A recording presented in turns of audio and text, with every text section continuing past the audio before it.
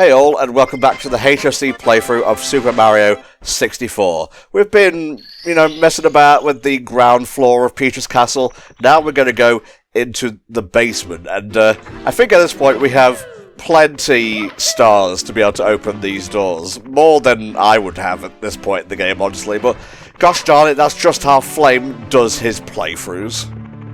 Yeah, I just wanted to kind of keep things in some kind of cohesive order rather than going all over the place, because then I would lose track of what I'm doing and we would never get all 120 stars. I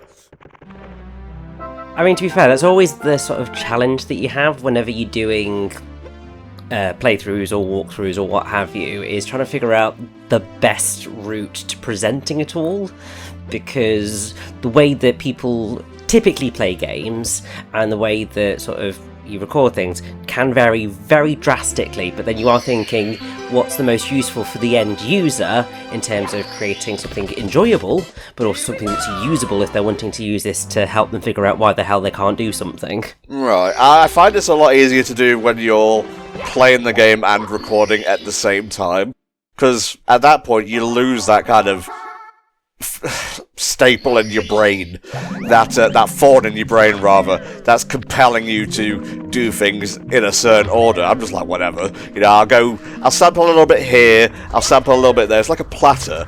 And Hazy Maze Cave, I feel it's a fine level. The most interesting part is the underground lake, I'd say. Yes. That was a very imposing beast back in the day. Nowadays, it's just quaint, really. And honestly, they've kind of, what's the word I'm looking for here? Bratified Nessie, or whatever the fuck it's called. It has, goggles in the DS version, if I recall correctly. Yeah, is this Plessy the same one from 3D World, or is that meant to be a different character entirely? I'm not actually sure. Well, this one's blue, as you'll see in a second. There it is. Imagine seeing that as a kid. Even though it's friendly and doesn't attack you, it's still intimidating. But no, the one in 3D World is orange. Oh, okay, that makes sense. Although, to be fair, things like the thwomps and that did get changed quite a lot as well, so you can kind of understand the confusion there. This is fun, by the way. You stand here and wait. In the DS version, I believe he's wearing a Wario hat. Yeah, because that's one of the things one of the mechanics in the DS version, not necessarily like his hat in itself, but there is a hat mechanic. Yes. That, because in that version there are some stars where you need a specific character. If you go into a level with the wrong one, you can sometimes still work around that by finding a cap that matches the character you need to be, and somehow it magically takes over the character and turns them into whichever one you need. And if you don't get around to unlocking Mario for a while and you're still running around the hub world as Yoshi, that's how you do some of the earlier missions. Right. Like, for example, Koopa the Quick specifically wants to race Mario. He won't race Yoshi, but if Yoshi happens to look like Mario, you'll fool him. Ah, very cool, very cool. We have the metal cap now. Funnily enough, Metal Mario would appear in Smash Bros. As one of the mini-bosses. Metal Mario, strangely enough, ended up basically becoming his own character after this, like in Mario Kart and whatnot, as an extra playable character. Which, I mean, it's not the only example of Mario characters who've done that. Eventually, over time, we'd end up with fucking Pink Gold Peach, and yeah, there's a chain of events between that, but, you can kind of see where the problem started. I'm gonna need Platinum Bowser in Mario Kart 9. I'm gonna need Aquamarine Kamek, okay? Topaz Daisy. Mario Kart 9's entire character roster is just going to be recolours of Bowser the moment I get in control of it. I hope you realise. Yeah, why, if I'm thinking correctly. Dry Bowser is a really cool Bowser variant, so I'm not too bothered by the clone characters, but still, yeah. You do have to kind of consider that when they're putting these other characters in Mario Kart, it's there's a lot of characters from the spin-offs and that people would like to see, and when you get a recolor character instead, it kind of rubs people the wrong way. Yes, most definitely. Right, going back down here. I love defying physics. It's funny the way that the screams work in this, and the fact that even when you're near the bottom, it doesn't kind of cut it off or transition it into a different clip like a modern game would. So, like, you can see Mario just landing safely, and he's still yelling. To be fair, if I had the ability to defy physics, I'd still be screaming if you threw me off the top of the Empire State Building. Wouldn't you get used to it after a while? Like what, check my watch, get out a magazine, check Twitter. Just click your kneecaps back into place, it's fine. And suddenly you realise you've just been falling perpetually. It's like, what, did I slip into a different dimension? Like there was a portal inside of the Hazy Maze Cave portal here. There's stranger things have happened. Let's go. Right, red coin time. Check the map. They're on. Well, it's a maze. It's the Hazy Maze Cave. I will say, Hazy Maze Cave's layout, it's one of the ones that obviously I get this is the point, but the general layout of it kind of, there doesn't seem to be much rhyme or reason to how the different sections connect to each other. Like, there's independent sections of the level that you recognise, and you think, okay, I know where everything is in this room. But, and jumping ahead a little bit here, if you compare that to something like Wet Dry World, where, there's different segments, but there's, a clear logic to how they connect, it kind of feels like one of the more annoying layouts. I would agree. I mean, the way that I'd probably couch it is that just none of this seems to connect at all. Like, it says it's a maze, but it's not really a maze. It's just a bunch of random interconnected rooms with random puzzles in it. It's sort of like the area where they sort of couldn't quite figure out what to do with all the sort of random puzzle ideas that they had, so they just thought, let's just throw them all into this deep, dark, dank area, and that'll do the job. To be fair, it's probably a branding thing. Like, the Hazy Maze place didn't really, test all that well, so one dude was like, hey Bob, how about we call it the Hazy Maze Cave, okay, you know what? That's fine. I can't really come up with anything better. I want to get out of here before 5. Let's do it. I want to get out of here before I have to spend any more time on that fucking moving platform. That is probably the most annoying mechanic in the entire fucking game, because you'll be moving around on it, trying to get to where you need to go, but if you even touch one of them wooden beams, even slightly, you slide off and you're on the floor. Sounds like a skill issue to me, Floim. Would you like to do this for me? I've done it before. What are you talking about? I did the Super Nintendo fun run. Yeah, and did you enjoy doing that part of it, Tom? Alright, Flame, you win this round. No, that is just a kind of nuisance mechanic that I feel like is just like N64 jank, so I can't really hold it against it. But when you come to replay this level, that's the part I wish I could skip. I love that little JPEG bat. What the fuck? It's like you can see the artifacting around the edge of him, can't you?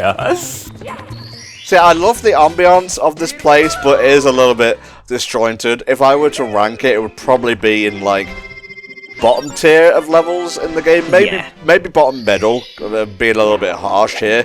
Very fanciful backflip. Sadly, we're going to have to give you the bronze.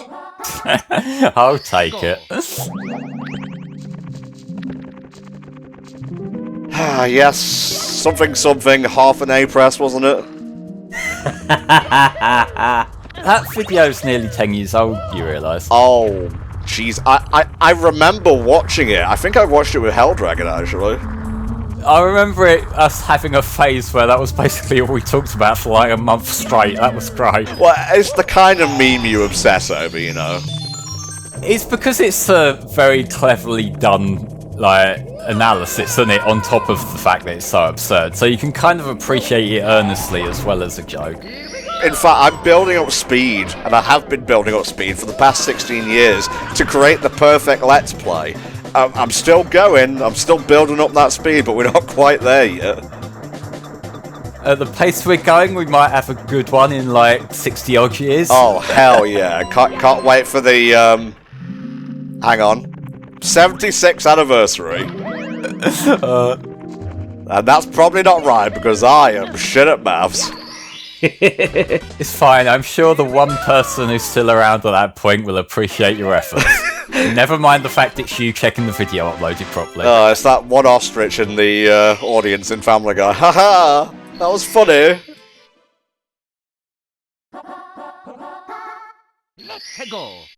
This is where Twitter friends go to die. I was just gonna say that every fucking star so far is involved navigating the toxic maze. Like, come on, come up with a better name. So, Rich, how did you find your way around the cave back in the day? Did you find it a little bit too complex for its own good, or did you have a whale of a time? I mean, honestly, I think that this pretty much consistently comes as probably my least favourite world in Super Mario 64. I think it's just sort of dull, and because obviously you're playing with Metal Mario quite a bit, you're also that little bit slower. Especially because, if I recall correctly, in the DS version, it wasn't Metal Mario, it's Metal Wario, because pretty much this was all Wario's area. And not that Wario was unfun to play as, it was just that, obviously, notably slower than every single other character. I mean, there's, like, criticisms to be had about splitting up all of Mario's abilities to account for these new characters, but when it comes to platformers, I like having, you know, different gameplay styles. Look at the Sonic Adventure games, look at Spyro 3, had to think for a second there, but Spyro 3 has all his friends and whatnot. Yeah, I mean, I will say that, like, for all the sort of criticism, I suppose, the DS version got for that, I actually really enjoyed that mechanic. It sort of added something interesting to levels that have aged. Like, a lot of these, even though there's still some challenge here, like, some of them are pretty gosh darn simple, and like, just having that little bit of something extra to play around with, of having a different character and some slightly different techniques to have to pull off, does just give it that little bit of a fresher coat of paint to sort of allow you to explore. I feel like my problem with it's not the fact that there's extra characters. Yeah, I'm just ignoring the entire climbing section here. Get fucked. I feel like if the extra characters and their respective exclusive stars were like a post-game thing, that like it was a separate part of the game, I wouldn't have minded as much. It's just when you try to integrate them with the main adventure, not only does it have like the tonal clash I mentioned in an earlier part, but it's also, if you're trying to just complete the game as you go along, there's a lot of go back to the room with all the doors in it, switch who you're playing as, go back, get that 1 star, go back to get Mario. It kind of turns what was naturally a very simple and like easy to navigate game into a game with a lot of busy work. And it kind of just breaks up the flow a lot more than it probably could have done. It's okay, you can say it has Donkey Kong 64-itis. Well, I haven't played that one. My experience was watching you play through that, and that was very entertaining for a different reason. By the way, when Banjo-Tooie drops on NSO, you can look forward to a 100% stream of that. Oh, delightful.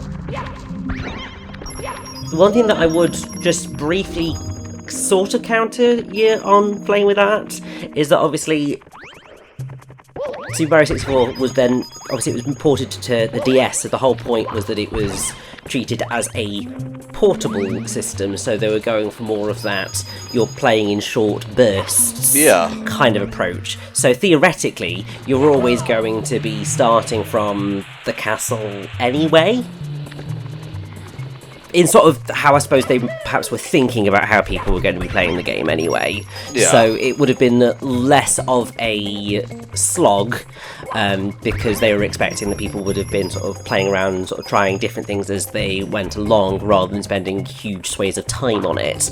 Obviously, the reality of how people actually play games on portable platforms, well, more standard gamer types rather than the general populace, is different, but I can see what they were going for and what sort of the intention was. What do you mean this handheld RPG is at 1,000 hours long? I paid $30 for this.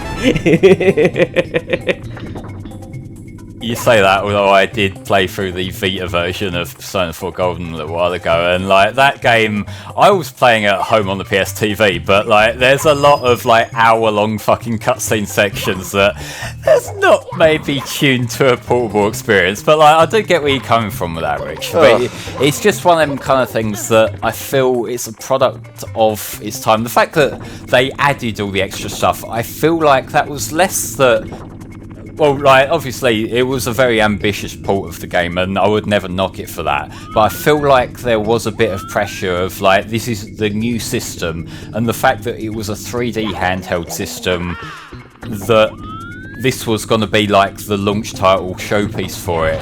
So they kind of really wanted to make it big and have a lot of other stuff going on. So I feel like that was a big part of the like design mentality there, that maybe Mario 64 in itself maybe wasn't the best game to use for that. Yeah, no, I totally get that, and I think you're pretty much right on that. It maybe wasn't, but then I suppose equally the flip side is it was such an iconic sort of the switch to 3D moment, that for them to have a console that was technically strong enough to be able to pull it off was sort of their way of flexing, almost. You want a powerful launch title to show off the capabilities of the system, which is why it's very exciting when you hear about these, you know, next-gen ports for the Switch 2 and whatnot. I'm just wondering what kind of games we're gonna get. Yes, I am fascinated by how that's going to effectively play out.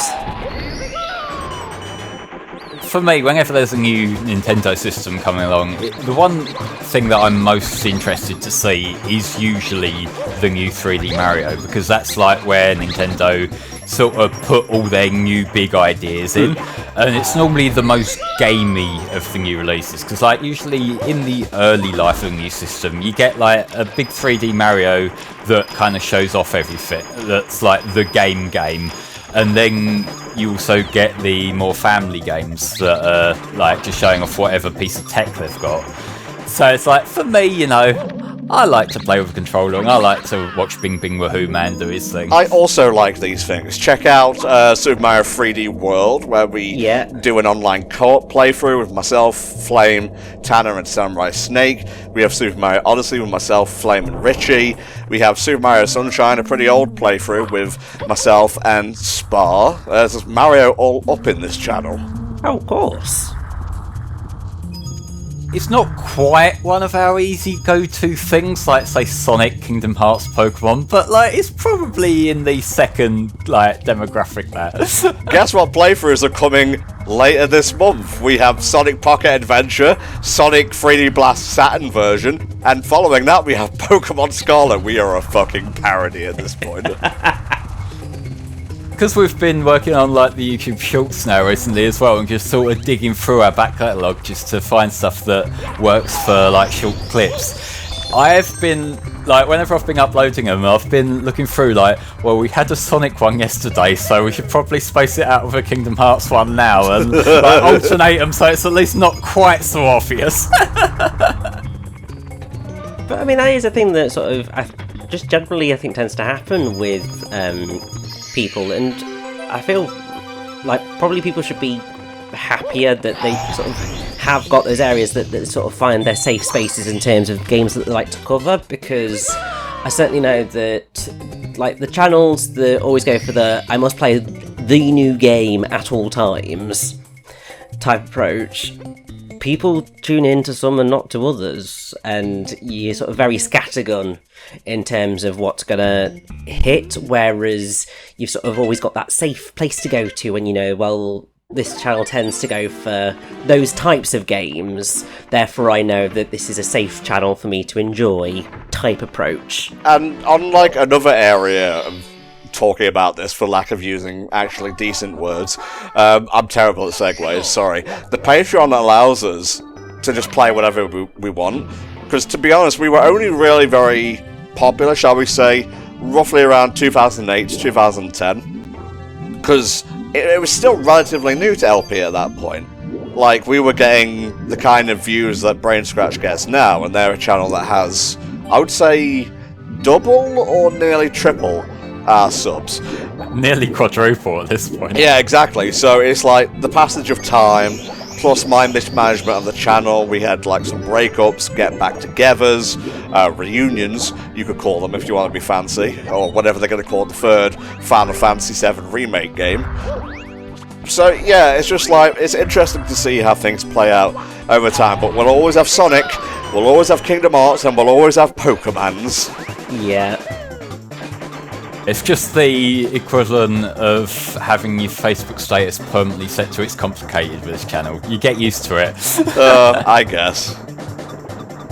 Yes, we do get to get a little bit of usage of Metal Mario outside the Hazy Maze Cave. That is one thing that this is not in original criticism at all, but like you do notice with the power-up items in this game, a lot of them are very arbitrarily used. They're only tend to be useful in very specific situations, so it's not as easy as like saying like 2D Mario, or like, I would say Galaxy's probably the better example, where sometimes the items you get can just let you do cool tricks and shit.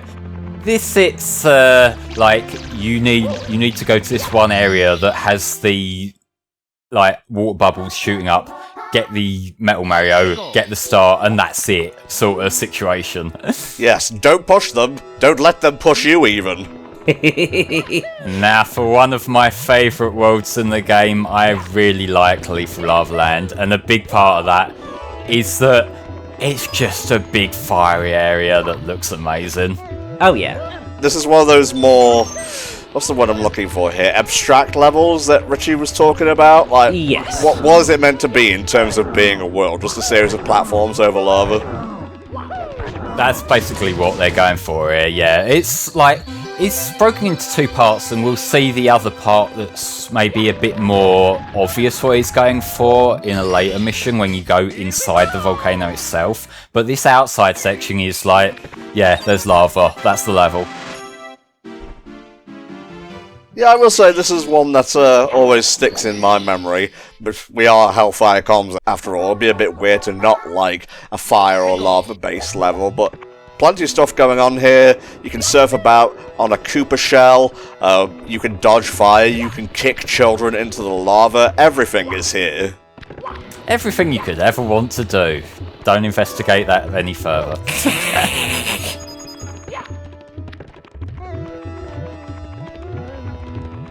I see you. You don't see me yet, I haven't popped in yet. Come over here, children. This is admittedly kind of annoying because they do not like to cooperate with you at all. You're trying to kill them, Flame. What, you want them to sit there and take it? Like, half of the fucking enemies in this game do.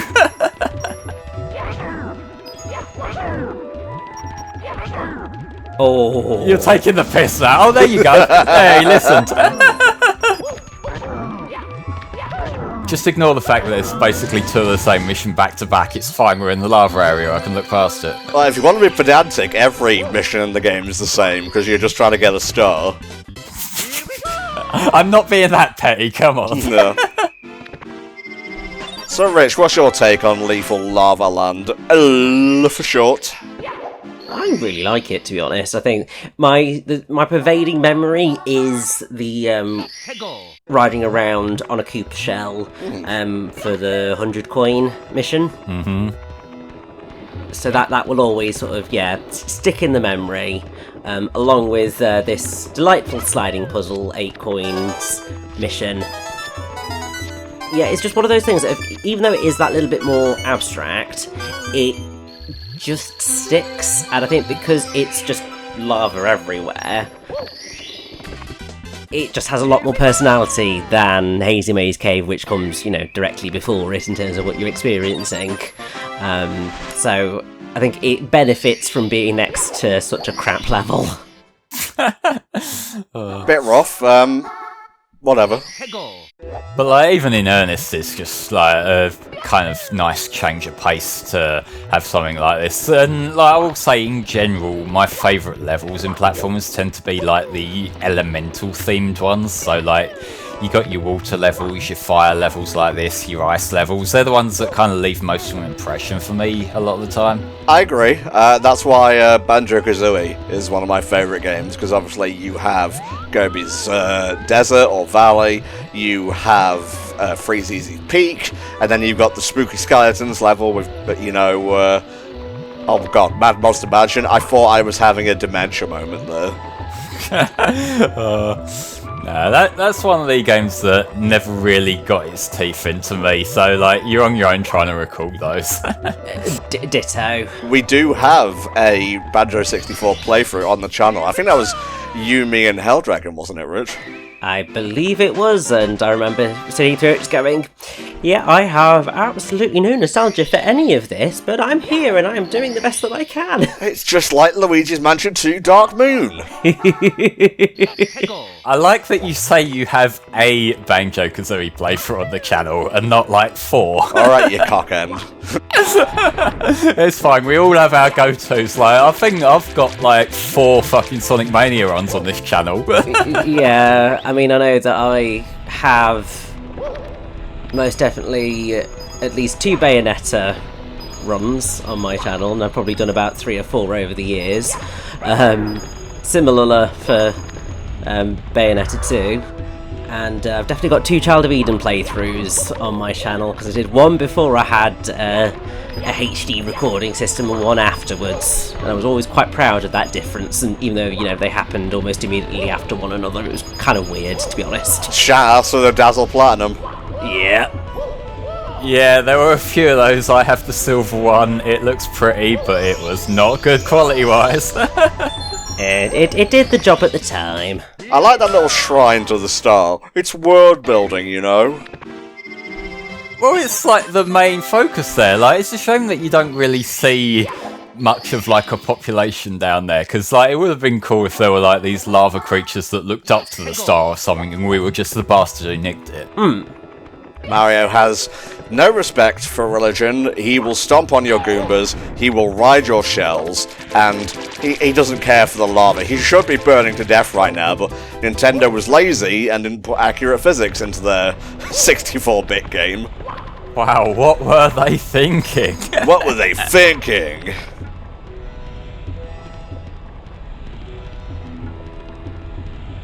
That school of game criticism hasn't gone away, has it? If anything, it's gotten worse, because, and I'm throwing myself under the bus here, people like to think they're right, and God forbid you ever challenge them to, test their notions, I think there is a certain degree of trying to prove you're smarter than the game sometimes, and we're all guilty of it at some point, but like, there comes a point where you do have to take a step back and just think, this literally does not matter at all. Yeah. That goes both ways, by the way, like, criticising the criticiser and the person doing the criticising. I've lost track of what we're saying at this point. Well, I started the level by saying don't bully and then bully, so you'd be forgiven for being a little bit confused. It's fine, we are just bullying the bullies, as one of the missions is called. We're also boiling them, because apparently, it's not just saying we don't like you, it's you must now die as well, just because. I'm sorry, I need your coin. Everyone produces a coin when they die. Imagine the price put on your head being 1 coin, though. Yeah, that's a bit depressing. Can I at least drop a blue coin? No, you get 1 standard coin. This is like a penny in Mushroom Kingdom currency.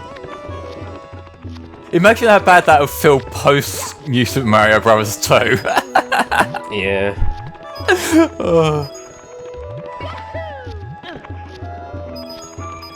That is one of the things though, like, post-Wonder, I kind of get the feeling that they've, like, voided their ability to do the new Super Mario Bros. Games next time a system comes out, which I'm kind of a bit torn on, because, like, the games themselves, admittedly, are a bit on the safe side, but also, in a vacuum, they're quite good, so... Yeah.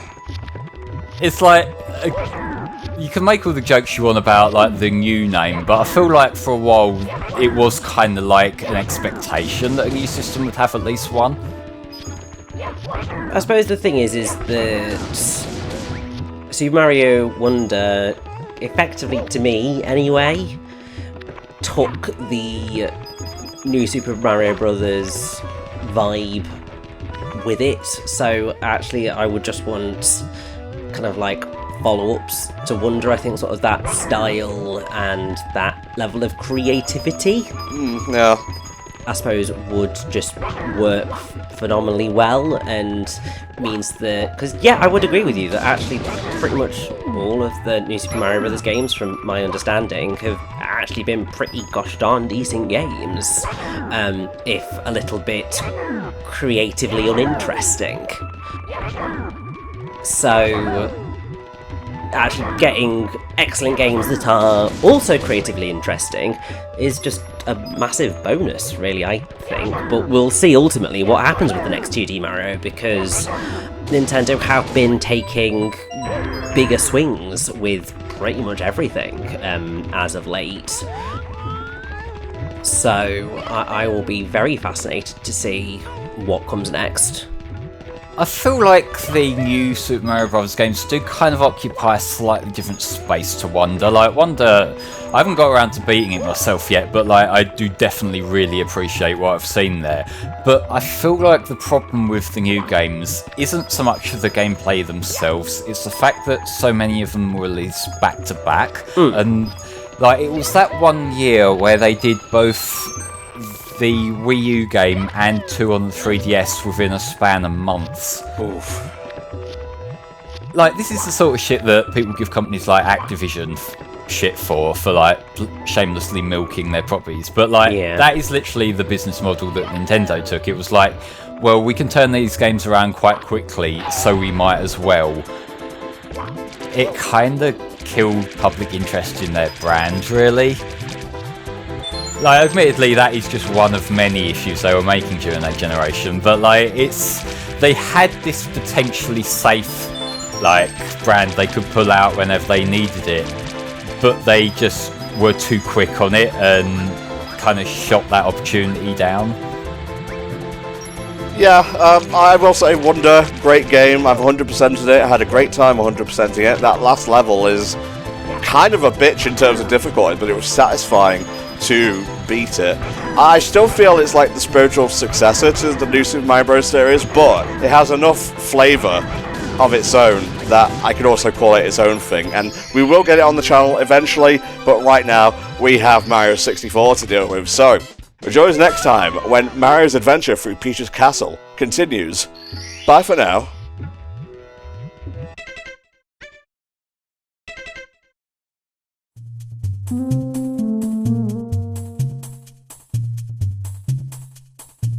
Mm-hmm.